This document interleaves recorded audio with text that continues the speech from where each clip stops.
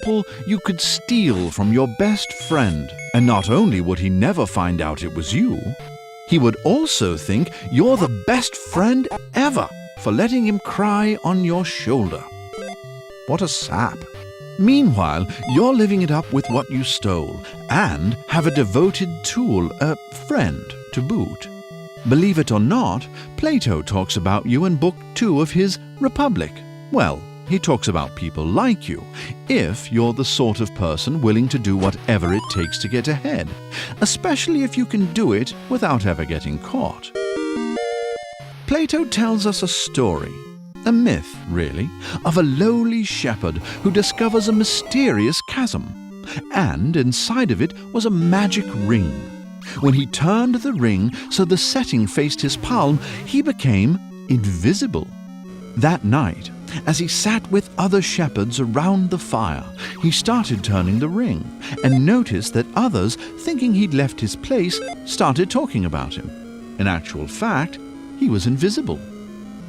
He wasted no time seducing the queen, and, with her help, murdering the king and seizing power. Even though he committed a grave injustice, he certainly benefited, didn't he? Well, according to Plato, no.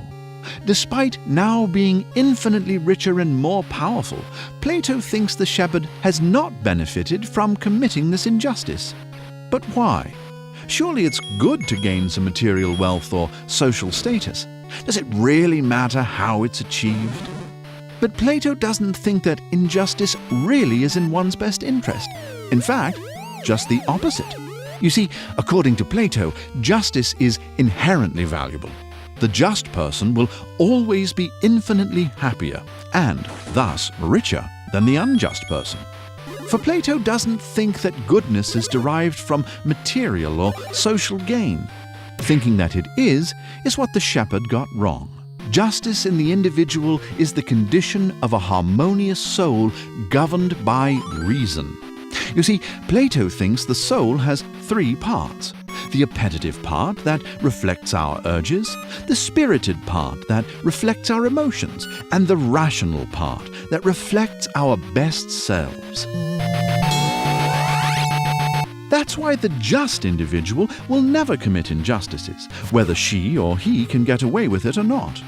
The just individual knows that committing unjust acts messes with his soul, and so also his happiness. So, dear viewer, if you found a ring that could make you invisible, what would you do?